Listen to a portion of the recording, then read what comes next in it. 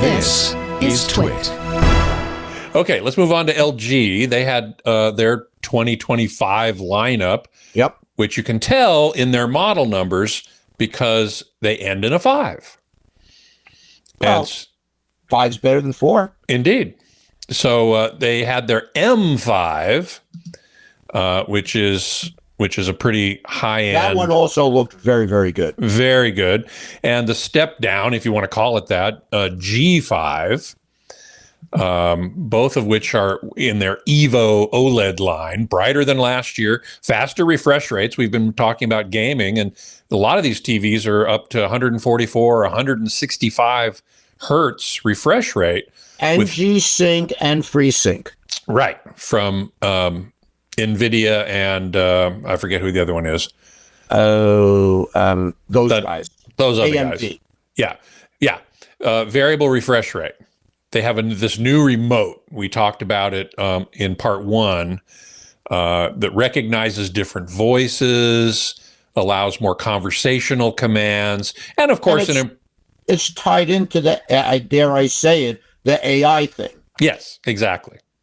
They also introduced the C5 and the B5, which are their step-down models. I often recommend the C series of LG OLEDs because they're more expensive than most LCD TVs, but not astronomical.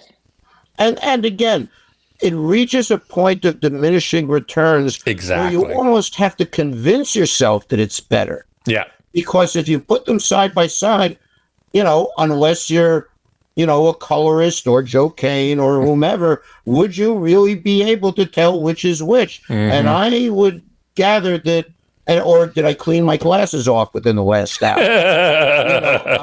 Because I'm always, doing that when I take off my reading glasses, which I'm wearing now, or my non-reading glasses. And, how many people can really tell the difference? I mean, it's, true. Yeah. One thing I will say about the M5 is that they now have something new from LG called the Zero Connect box, which transmits. And Samsung has their version. Samsung has their version. We'll talk about that in a minute. But this transmits audio-video signals wirelessly. Yep. To the TV, which means a wall-mounted TV won't have as many wires. It still have power. Yep. But it won't have HDMI, for example. And they were so meticulous about that the wires that are there, well, for the power, there's a recess in the back of the set so that you can mount it as close to the wall as possible. Ah, okay, very good. But they're really very design aware. Yeah. Hey, it's Leo Laporte. I hope you've enjoyed this little clip from our programming at TWiT.tv. For more, visit our website, TWiT.tv, or subscribe in your favorite podcast client. There's also a link somewhere down there.